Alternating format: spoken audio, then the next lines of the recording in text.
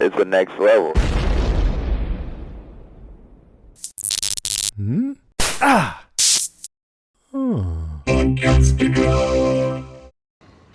As you all know, Miles here and 3 of his people came to the island about a week ago. So I brought him up from the boathouse to share with us exactly why they're here.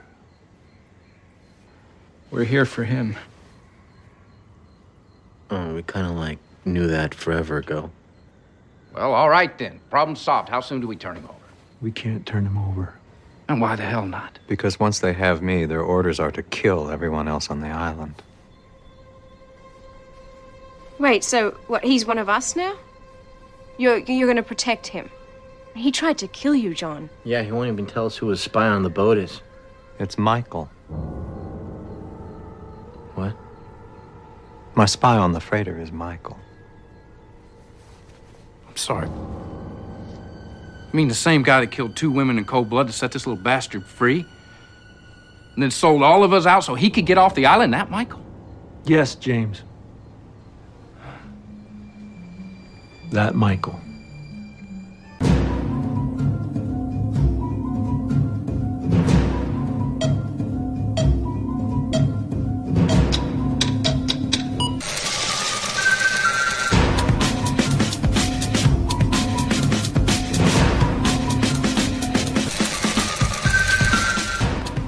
Welcome to another episode of We Have to Go Back, Lost Revisited. As we continue on into the 4th season of the series, I'm Ben.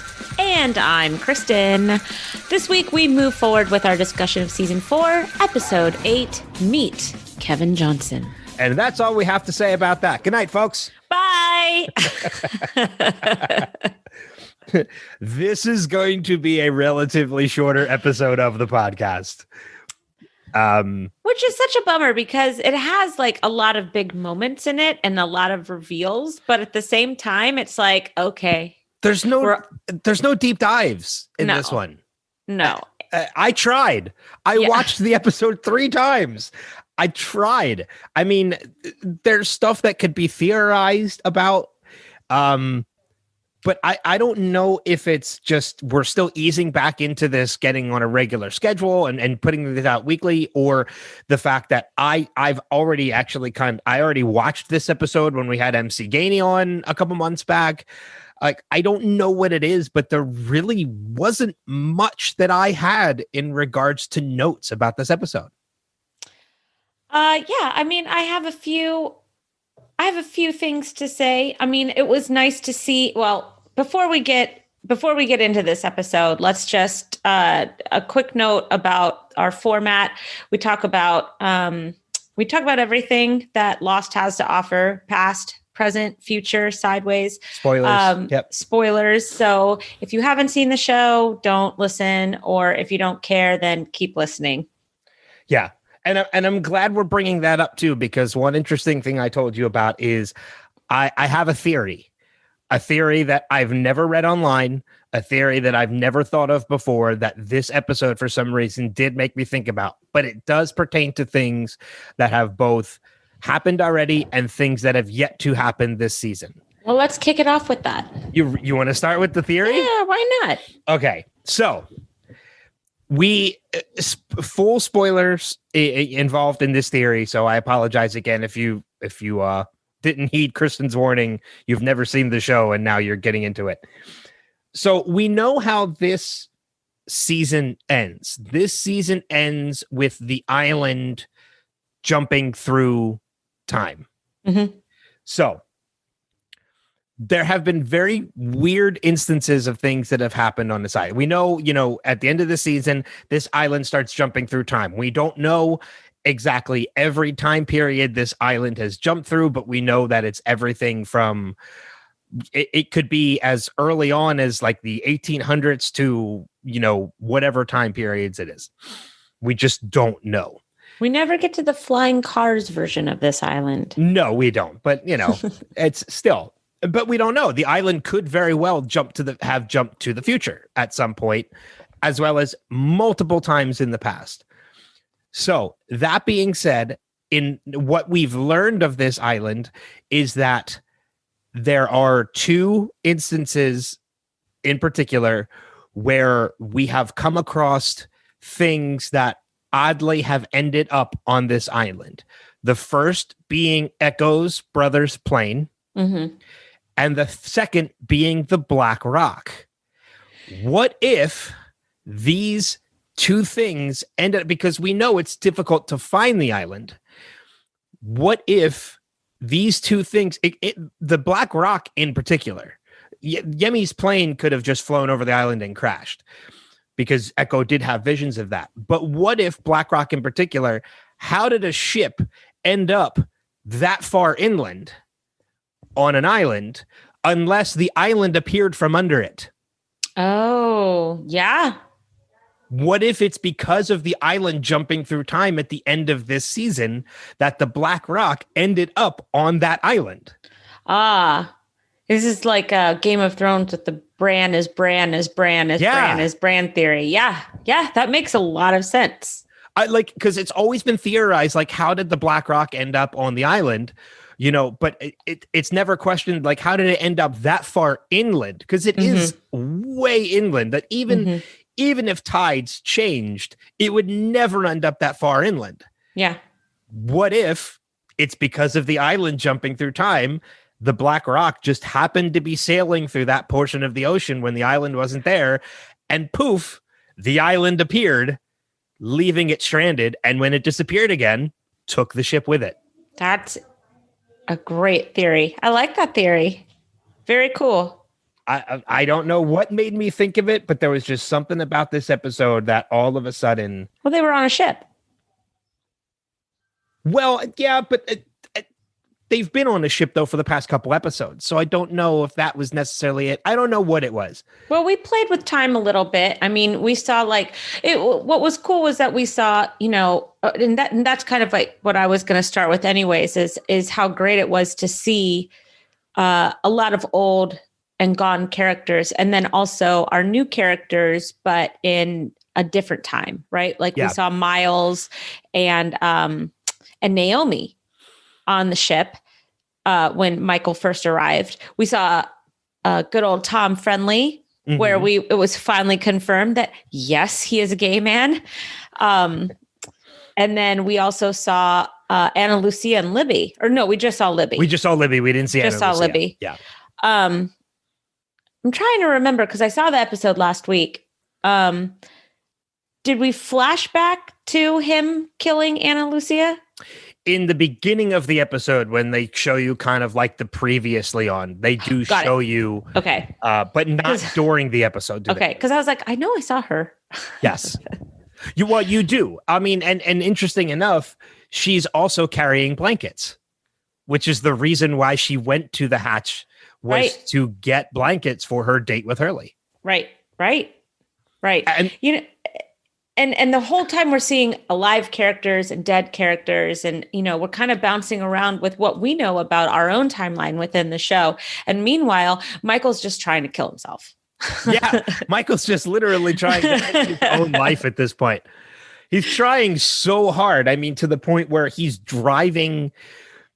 Not only is he driving into walls at full speed, which, Michael, I mean, if you're going to do that, let's try and get a car that doesn't have a limiter to like 70 miles an hour.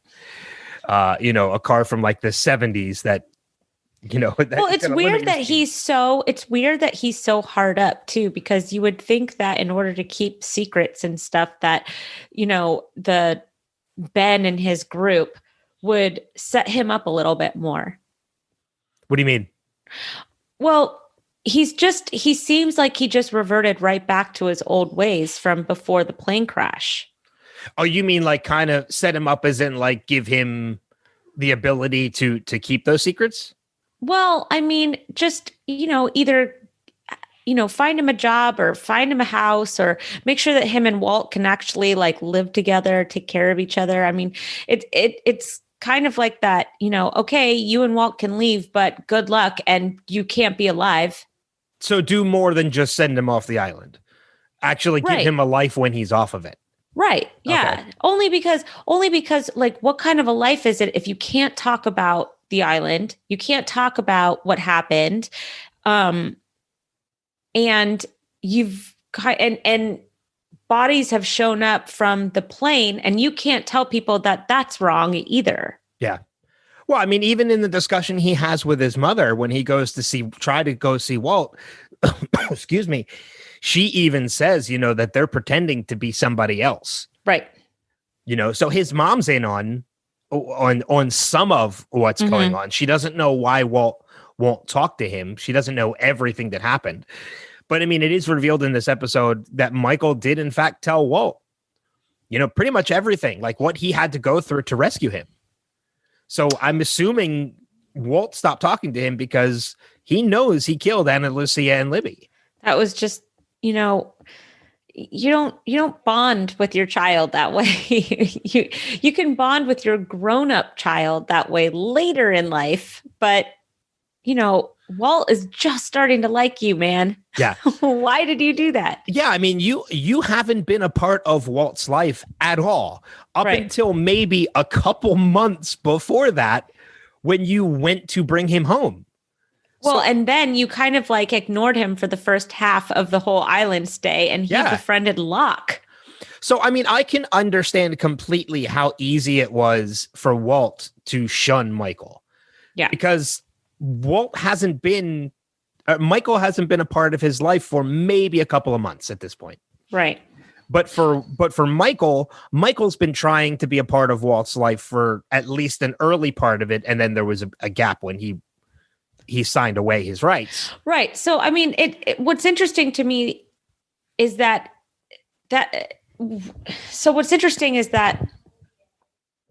it's like they suffered this huge trauma. They were getting to be close, but then like in order for self-preservation mode, it's like they went back to their default status. Ignoring his father or Walt ignoring his father and, not thinking of him as a parental figure, and Michael trying desperately to get back with his son. Mm-hmm. I mean, and at the same time, in regards to that whole situation with Michael's mother, with Michael's mother, she says to him, like, he doesn't want to talk to you. He barely talks to me. Mm-hmm. When you think about the timeline, well, he just met you too. Right. He never knew you before he came home from that island. Or Walt has had like all these different lives. Yeah. Walt is living with a stranger at this point. It's not like it's been a couple years that he's been living with her. It's been a matter of months, if maybe only 1 or 2 months at this point, that Walt has been living with Michael's mother. So of course he's not going to confide in you. He doesn't know you. Right. So I mean, in that entire situation, when it comes to, Michael trying to end his own life, Michael's mother and Walt, you have to feel sorry for Walt. Yeah. He's in a brand new life and knows nobody. I know. Pretending to be somebody else. Like you can't expect that to be easy on a kid at all. Right. And I really wonder what the storyline would have been with Michael and Walt had they casted a different or slightly older actor, or played with time enough early on that Walt could have grown up. That they didn't have to kind of write Walt off. Yeah, because he had such an interesting storyline. That never gets explored, yeah. And that's just such a shame. I'd love it if they were to do like maybe even like a spin-off like reboot of Walt and his life after the island.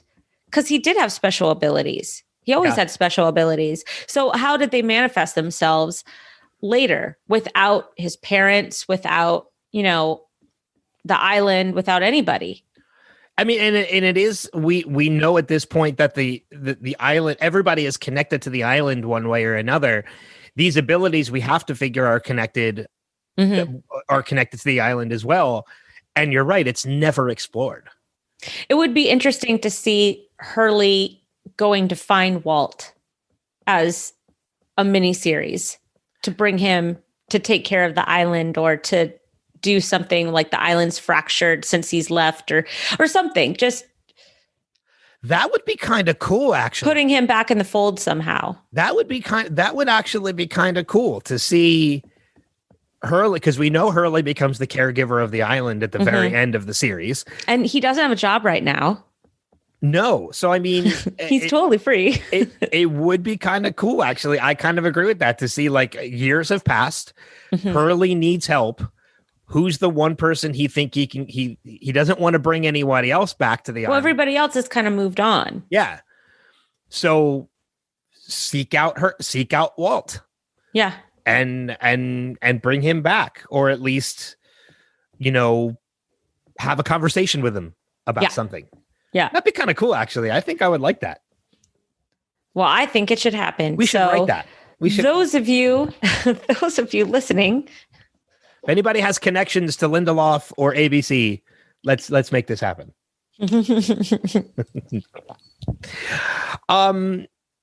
It was really nice seeing our friend MC Gainey again. Yeah. Even though we know this is the last time we're going to see him in the series, which is unfortunate. I put a heart by his name on my notes. We're gonna try and get him on again too before we're done talking about Lost. Because let's pitch our idea to him. Oh, how would that work? How would his character come into play though? It wouldn't. He just needs to go tell who he knows. We can make him the narrator of the story. That would be cool. And we just have to tell him so he knows. That's the reason why. Yeah. That would be awesome. So yeah, I mean, it was really nice getting to see our friend MC Gainey again. And we learn a little bit more. I know we've talked about it over the point of our conversations, but this is the episode in which we get the confirmation that Charles Whitmore is behind this plane that's been found at the bottom of the ocean. We find out now where he got these bodies from. And we know that the black box hasn't been found, but we already knew that from last week's episode because Captain Galt has it on the freighter that Charles Whitmore sent to the island. Mm-hmm. So it's, again, there's a lot of reveals in this episode of things that have happened, but there's not really much to dive deep into. It is basically just a lot of, it is really the definition of a filler episode. Not in that it's trying to fill the season, but it's basically just filling gaps in the story. Yeah, I wouldn't call it a filler episode. I either call it like a fill in the gaps or a setup episode to kind of the ramp up to the end of the season, right? We're about halfway into the season right now, maybe a little bit more than half. And it's time to kind of catch everybody up so that we're all kind of on the same page going into the end. Yeah. Like you said, it's Charles Whitmore's boat. This is how Michael got on it. This is why he's being called Kevin Johnson. This is who brought him into it. Of course, Ben is involved and he's playing mind games. When he pressed that bomb button and it pops up, not yet, you just know Ben is involved, right? And then when he's just sitting there bouncing the ball in his room and they're like, your son Walt's on the phone. And of course it's Ben. It's not Walt. Well, he never says his son, Walt. He says someone named Walt. But yeah, Okay. but you're absolutely right. We know as the audience at that point, it's not Walt calling. It's Ben. It's either Ben or Tom Friendly at that point. Yeah, it played better as Ben being on the phone, especially with what's going on the island at the same time with why they can't surrender Ben. And, kind of we're starting to get an idea of fleshing out a little bit more of the helicopter drop-in people. Mm-hmm. The helicopter drop-in people. The new drop-ins of the island, if you will. So yeah, it's relatively interesting to see, because you're right. It's not a filler episode in the sense of this is just an episode they threw out there to kind of fill a hole in the scheduling of the season. It's not Jack in Thailand. Oh, God, that is it's not Jack in Thailand and it's not Expose. Right. which are the definition, in my opinion, of filler episodes. Yes. They had no, you could take those 2 episodes out of the series and it doesn't change the series one single bit. It's punching a clock. Yeah, pretty much. It's like, okay. If you took this episode out of the season, I feel that we would miss some major information and we'd miss 2 deaths. Yes, we would. I'm glad you brought that up because that was one of the few notes I had on my list. In that we get 2 deaths that are crazy ending. Very sudden deaths, by the way. Yeah. Sudden and just unexpected. It's like, oh, okay, that happened. And there's really not much else we can say about it. Well, Carl dying was fine. I mean, it was shocking, but it was like, okay, Carl's dead. And then all of a sudden Rousseau is dead. And you're like, what just happened? Yeah. Well, I mean, yeah, because I remember even the first time I rewatched this episode, back when we had MC Gainey on a couple months ago, and I rewatched it because it was his final episode. I remember, seeing Carl shot, and I'm like, oh yeah, I forgot about that. And then Rousseau was shot, and I'm like, oh yeah, I completely forgot about that. So I don't know why I thought I had a memory of Rousseau dying right before Alex did. That's what I thought too. Like when after with Kimi, like Kimi had all of them, and I was the same way. For some reason, I had it in my mind that was when Rousseau died too. Right. So that actually took me by surprise when she's like, we have to keep moving. And I'm like, yeah, let's go. Come on. And then all of a sudden she dies and I'm like, wait, what? Yeah. Yeah, exactly. I mean, and it's kind of sad too, because we got to that point in the episode or in the series not too long after the actual actress passed away. Oh, that's right. Oh, that's weird. She passed away last week. And now we're at the point where her storyline is over because of her death in the series. It's kind of a little creepy coincidence. And it's kind of sad. Yeah. So, but yeah, you're right. I mean, and I think this is actually the first time in a while we've gotten any kind of deaths of any significance in the series. I think Charlie was the last one. Yeah. I mean, Naomi doesn't really count, I guess. She was a relatively new character who was only in like 2 or 3 episodes. Rousseau, we've known since season 1. Mm-hmm. And you kind of understand why Alex was more torn up about Carl, because she's known Carl for years. She had just met Rousseau. Yes, it's her mother, but they literally just met not too long. But could you imagine, like, your whole life you feel you think you don't have a mom. Turns out your mom is not only alive, but has been on the island after being kidnapped from her mom. Mm-hmm. Then she finally reunites with her mom. And like 2 days later, her mom dies in front of her. I mean, that's a really sad story. There are a lot of sad stories when it comes to some of these characters. I know. I'm going to bring tragic. I'm going to bring up one right now that I thought of last week that I never brought up in the episode because it makes me too sad to think about it. But it's the fact that Jin never meets his kid. I know. It's so tragic when you think about that. Or the fact that Jack and Claire never find out that they're related. Well, Jack finds out. But I don't think Claire does. Claire never finds out, and they never get reunited, I think. Yeah. I don't think they do. So, because Claire kind of goes bonkers relatively soon, actually. I know. I love it when it happens. Claire goes crazy, kind of.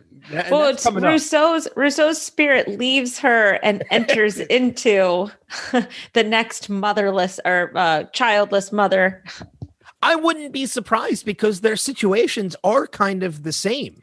Yeah. Kate takes Aaron away from Claire, similar to the way Ben did Rousseau. Mm-hmm. Rousseau went crazy. Yeah. And Claire goes crazy. Yeah. It is a very similar situation. You know what? I think the moral of the story is don't have a baby on the island. No, well, kind of. Oh no, it's only when you get pregnant on the island that you have. No, just don't have the baby. Don't like. Do not stop. Do not pass go. Do not collect $200, whatever that's called. Just go. Just leave. Just get off the island. Just tap out. If you have the opportunity, leave the island. Yeah. Yeah. See, there you go. Yeah. But I mean, yeah. So, getting back to that element with Rousseau, we're going to find out, I think it's the next week's episode, that it's Kimi and his men who are responsible for Rousseau and Carl's death. Alex kind of gives herself up at this point, revealing that she's Ben's daughter, even though she's really not, but she knows that holds power to these people. Mm-hmm. And I don't know if it's next week's episode or the following week's that Alex meets a similar fate. It's coming. It might not be till I know it has to be in the next 3 or 4 episodes because that's how many we have left in the season. So it's coming up relatively soon that this happens. Mm-hmm. But yeah, I mean, and that's another tragic moment too. Even though it happens to Ben, it's still another tragic moment because it's a very shaking moment for Ben when that happens. Right. Like, it's something that changes him. Well, and we'll get to it. Yeah. Better to save that conversation for when we actually get to it. Yeah. That's good.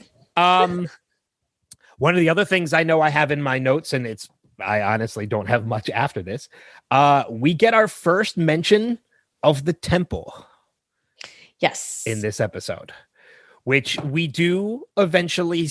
Well, no, we don't see the temple, I think, until next season. Correct. But there is another place that ends up being revealed before this season is over. Because it's where the Dharma wheel is. The lighthouse. No, not even the lighthouse. There's another place because remember the wheel. The wheel. The wheel that starts the whole. that starts the jumping around. Jump up, and get down. Had to do it. I'm raising the roof while I yawn. I was gonna say putting your hands up doesn't work too well in podcasts, but no, I was doing it. Woo! But yeah, I mean, we get our first mention of the temple, which becomes a very important location in seasons 5 and 6. Yes. And I love the interaction with Ben, Rousseau, Alex, and Carl when it's revealed. Like, we get Ben saying, this is where you need to go to get safe. And Carl's like, well, how come we haven't heard of this before? And Ben's response is, well, it wouldn't be much of a secret if we told you about it. Or it wouldn't be much of a safe place if we told everyone about it, which I think is fantastic. But it's also interesting, too, because there are a number of people at that temple so that we haven't even met yet. Yeah. That we're going to get to meet next season. Yep. I actually like the temple episodes. I know I'm probably in the minority on that one, but I do like the. I don't mind them. I find them very interesting. Yeah. And I wish that there, you know what I think the problem is that we're getting into territory that was not explored enough. Yeah. I just think that there's so much that I wish would have been fleshed out a little bit more just because it was so interesting. I was never bored. I just wanted to know more. And I think a lot of that is not at the fault of the writers. It's more of the fault that these were shortened seasons. Mm-hmm. These were seasons that were unfortunately shortened because of a writer's strike. So, they had to cut these episodes. Their season was cut down. They're usually given a 22 episode season and they were cut down to 14. Right. So they had to trim the fat with these stories, which is just such a shame, but that's okay. I mean, and even season 5, they knew it was going to end with season 6, but even season 5 was cut down to 17. Season 6, I think they got out the story they wanted to because they knew how many episodes they had ahead of time. when they were writing season 6. But season 4, more than any other season, suffered from that shortened season. Yeah, I would agree. So you're right. There was definitely more story they could have told, and they could have flushed this out a little bit more. Mm-hmm. But unfortunately, because of the writer's strike, they were just unable to do it. Mm-hmm. You are correct. But what about you? What anything else on your list of notes? Just one other thing. It was just basically the irony of Saeed selling Michael out when as Ben's man on the boat, when Saeed becomes an assassin for Ben later. Yeah, that was something I picked up on too. I didn't mark it in my notes, but you're right. Like, he goes off on Michael when he finds out that Michael is working for Ben. Yeah. And then what does Saeed end up doing when he becomes one of the Oceanic Six? Right. He's working for Ben. He's kind of working hypocritical. In a very yucky position for Ben. Yeah. I mean, because at least the job that was given to Michael was to, I mean, he was given the job with the emphasis of saving your friends. Right. It was redeeming yourself. It was more selfish. He knew it was saving. Ben knew it was saving himself, right, as well. But he labeled it as saving his friends and redeeming himself. Right. Whereas the work that Saeed is doing, there's no redemptive quality to that. No, at all. Yeah. Right. So I mean, it's like, you're going to kill people and you're going to be fine with it. Yeah. I mean, and there's no like, oh, if you do this for me, I promise to get you back to the island. It's like, no, you're just going to do these things for me and you're going to like it. Yeah. And and you're right. There's no real upside for Saeed. Yeah. He's just, this is what he does now. Which makes it even more hypocritical of Saeed. Yeah. Because at least Michael was doing it with the promise of a purpose. Right. And, and Saeed's doing it for shits and giggles. I don't know why he's doing it. He's just doing it. Right. So, but I guess that they were all like pretty much taken care of anyways, the Oceanic Six. Well, they were given, settlements from the, right. They were Oceanic much Airlines. more taken care of than Michael and Walt ever were. Yeah. I'm very curious, and I don't know if it's anything that's ever explored, but it's they reveal in this episode that the wreckage was found. Well, I mean, we've already been revealed. I know when they revealed to the passengers. Yeah, well, they revealed to the world that the wreckage of the plane was found. All of the passengers were inside. They'll never be able to recover it. But yet when the Oceanic Six are return, it's a very different story. Right. I'm very curious, and I don't know if it's anything that's ever revealed or talked about in the show. Like, how do they change the public's opinion on this? I'm hoping that we can find some notes on it when we get there. Yeah, me too. Mm-hmm. Because, I mean, the public is convinced that nobody survived, but yet now there's these 6 people who say they survived the crash. It was really convincing. Yeah. Here are the dead bodies on the news media. Yeah. I mean, how could people not start thinking that there's a conspiracy of some kind? Because everybody's just jaded by it. Even in television, we're all jaded. I almost want to think this is the same world that believes Clark Kent is not Superman because he wears a pair of glasses. Well, that's the ultimate mask, is glasses. You look like a completely different person. I almost want to put mine on right now just to see if that's true. I know it's not, but who are you? Wait a minute. Where did my podcast host go? Co-host go? Where's Ben? No. Who are you? I mean, Fievel. I don't have anything else. I know listeners out there are going to say we're forgetting stuff, but of course we are. I don't know if it's because I don't really have anything else in my notes either. I don't know if it's just because I just was not invested in this episode. Is it because I've written off Michael at this point? So a further Michael story just doesn't interest me. I don't know. It's not that it doesn't interest me. It's just that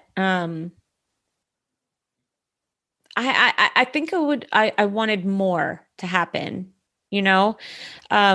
Okay, so he can't kill himself because he has to die at the right time because he's been on the island and apparently the island controls his destiny now. Okay, great.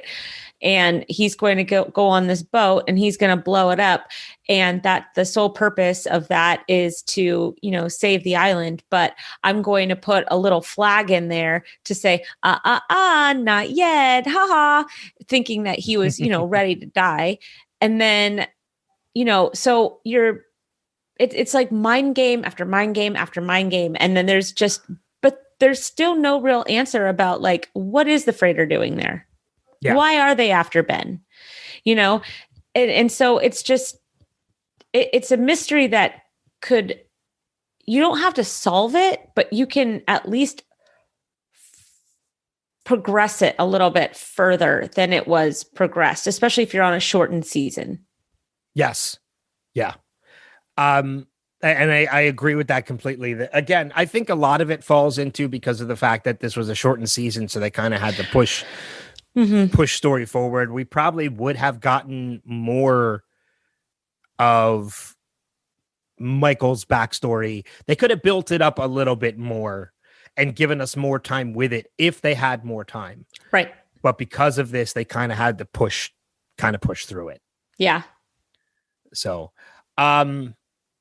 yeah, I mean, but that really, I guess the only other thing I could mention too is there is definitely connection to the fact that the island is connected to people even after they get off this island. While they're on the island and off the island, we're seeing that the island won't let Michael kill himself because he still has a job to do that relates to the island. It's very interesting in similarity and comparison to see Tom Friendly tell Michael, you still have a job to do, which is also what Walt told John Locke when Locke was lying in the pit. Interesting. You're right. And I think if I remember correctly, there's even a moment that Christian Shepherd tells that to Jack when he's like, you have a job to do. So maybe Tom Friendly was never there. I don't know if I buy that. Well, if Michael wasn't really there and Christian Shepherd wasn't really there. You mean if Walt wasn't really there? Correct. Okay. I'm like, if Michael wasn't really there. Nope, it was Walt. Yeah. Well, I mean, he was probably about as big as Michael in that episode. Because we know that Jacob and the Man in Black are making appearances off the island. Well, right? We know Jacob for sure. Do we know the Man in Black makes appearances off the island? Maybe this is it. Because I don't know. I think this is really Tom Friendly. Okay. Well, what about Locke killing himself later on? Well, he doesn't kill himself. He attempts to kill himself. Oh, that's right. And then it's Ben that kills him right after he tried killing himself, which didn't make much sense to me. But still. He's like, you die when I say you die, bitch. I think that's exactly what he says at some point too, doesn't he? I don't know. I don't know if he says it in that way, but it's pretty much, well, that was Ben at that point. I know we're getting ahead of ourselves, but that really is Ben saying like, no, you're not allowed to die. You still have a job to do. Right. And then once the job was done, Ben takes him out. Ben's like, okay, thanks. We're done. Bye. Next week's episode, however, I am looking forward to because it's the shape of things to come. It is a Ben-centric episode. And I think this is also the reveal of Ben getting off the island. He ends up... Actually, I think this is this the first episode with the wheel? I don't know. I don't know. I feel very like fish out of water right now. I'm the same way. I really am. I know we do get to see Ben get off the island in the next episode, but I don't remember if we see how. I don't remember that at all. We're gonna find out soon, though. It'll be fun. You know what? I love it that we're in the part the part of the series that I'm still a little fuzzy on. Little right. baffled? So yeah. So it's nice. Oh, okay. That incident that I said with Alex, pretty sure that happens this next episode. Okay. So we will find out. So that's all I got. I have nothing else. Again, relatively shorter episode this week, but next week we are headed pretty much into the finale.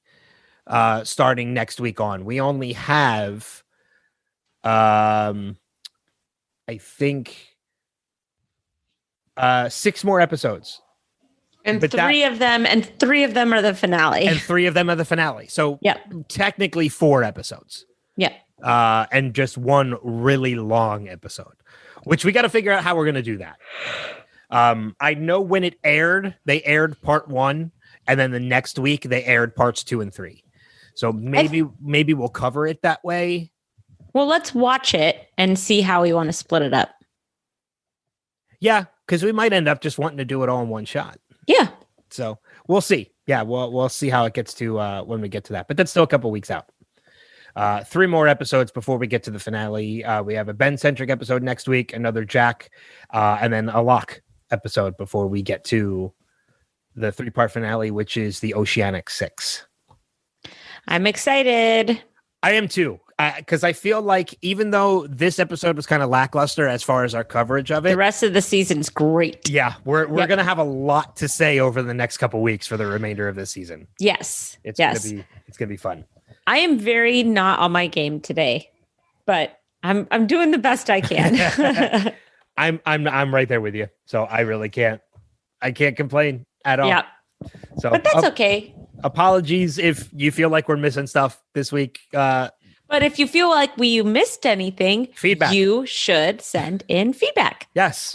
And this is absolutely. how. Well, so before we even get to that, I find it interesting too that the one person that sends us feedback every week also did not send us feedback this week. Maybe because he also really didn't have much to say. Oh, about this probably. Steve might not have had much to say about this episode. Steve's like, I don't think so, guys. No, I just forgot. He's probably listening to this being like, oh, no, shit, I just forgot. Wait a minute. They're on schedule this week? Huh? I wasn't expecting this episode to come out for another month. But you're right. If you have something to say there, we want you to leave us feedback. If you feel like we forgot something very important about this episode, leave us feedback and let us know. There are multiple ways you can do that. First, we're on Facebook at facebook.com/Lost Revisited. We are kind of on Twitter at Lost Revisit Pod, and we are even more kind of on Instagram at Lost Revisited Pod. You can email us at lostrevisitedpod@gmail.com. And if you'd like to leave us a message, you can record yourself and send it to our email address. We did get one piece of feedback this week, and that From is Des. that's from our buddy Des. He sent it to us in an email. So if you're all right with it, I will go ahead and read that. Go for it. He says, "Hey Ben, hey Kristen, missed hearing you guys. Glad to have you back, and hope the families are doing well. Just watching the previously on Lost before the cold open reminds me exactly why I cannot stand Michael. There's doing everything you can for your kid, and then there is murdering people on the chance that someone who kidnapped your kid and you have no reason to trust might help you get your son off the island, idiot. A positive is that we get to see Libby this episode. Okay, she's a hallucination, and the look on her face reminds me of when she played crazy nurse Annie Dutton on The Guiding Light, but it was still good to see her. Back to Michael. Have I mentioned how much I hate him? So, so Tom Friendly, rest in peace, sends Mikey to the Kahana to save everyone and get redemption. Right. If you murdered 2 people in cold blood, is it really redemption to blow up a freighter with everyone on it? I'm trying to read this in my best Des impression too when I do it.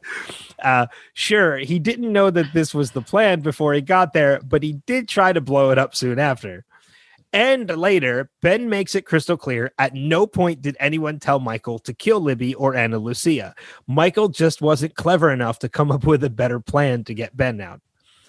Okay, so I'm done picking on Michael, so I'll let Saeed do it. So you are telling me that you were working for Benjamin Linus, and then bam. Of course, that line is kind of funny in retrospect coming from Saeed. That's exactly what we said. No, this was not one of my favorite episodes, but next week we start with a great one that starts a run to the awesome finale. Agreed. Mm-hmm. So have you come up with a name for the podcast when you have finished with Lost and move on to Once Upon a Time? It is once again too obvious. Maybe another bite of the apple. Talk to you guys next week. Ooh, I love both of those. I like another bite of the apple. I do too. That's kind of fun. I was just thinking, we have to go back Once Upon a Time Revisited, but a name change might be in the cards at this point. Might be fun. Yeah. I mean, we have to go back relates to Lost. We have to go back another bite of the apple. Or another bite of the apple Once Upon a Time Revisited. We got time to figure it out. But I like the recommendations from Des. Yes. So, but thanks, Des, for the feedback. I'm glad we weren't the only ones that just this wasn't a favorite episode of ours. So, I mean, and even in Dez's feedback, he really didn't touch on anything we kind of didn't. And we didn't touch on much. I know. So that's fine. I know. Hey, every once in a while, you're going to have those shorter episodes. That's okay. It's bound to happen. We had a nice long talk last week about Gian. So yes, we did. So that brings us to our recommendations for the week. I don't really have any. I'm plugging through a bunch of John Grisham novels right now on audio book mode. Okay.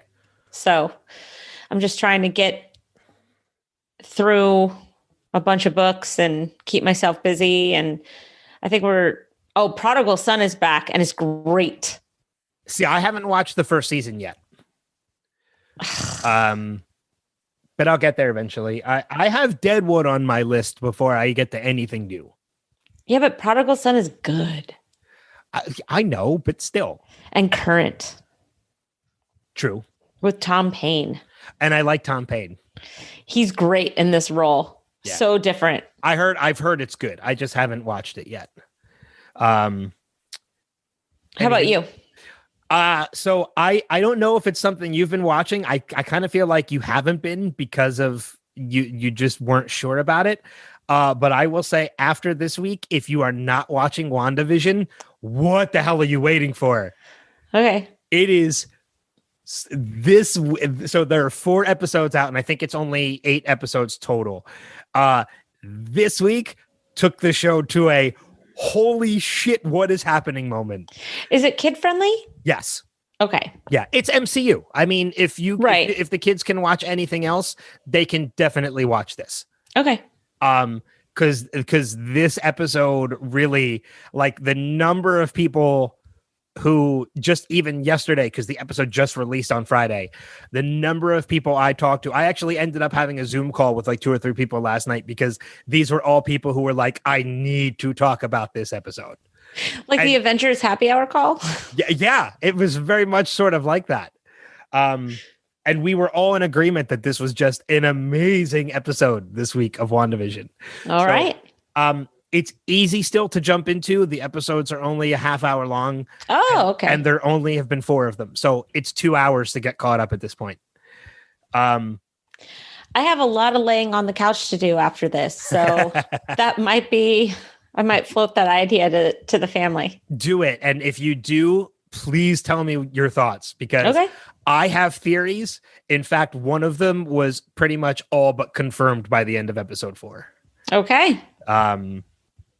And it's just, that's my recommendation for this week. If you are not if you're a fan of the MCU and you are not watching WandaVision, what the hell are you waiting for? I will say, by the end of episode 3, my recommendations were always make sure you watch Age of Ultron. You have seen Age of Ultron. I've seen all of them. I know you have, but to any listeners, by the end of episode 3, my recommendation was make sure you have seen Age of Ultron, Infinity War, and Endgame.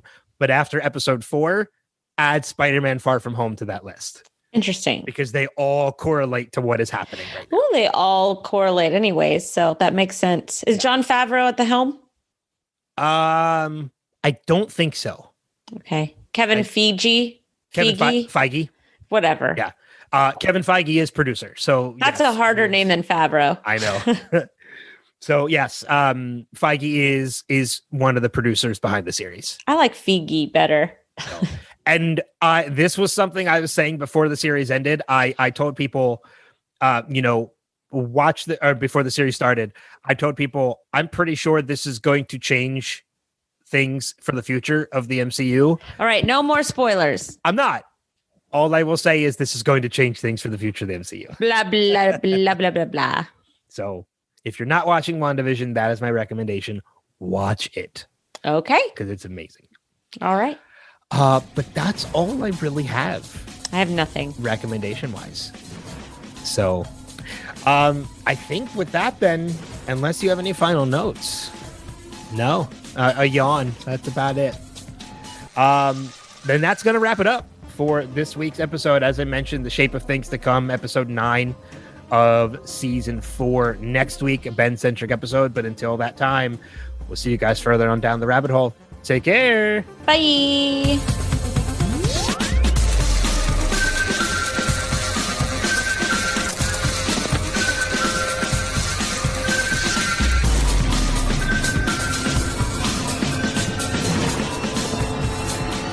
We have to go back, Kate. We have to go back! Hey, put your records on. No. Baby.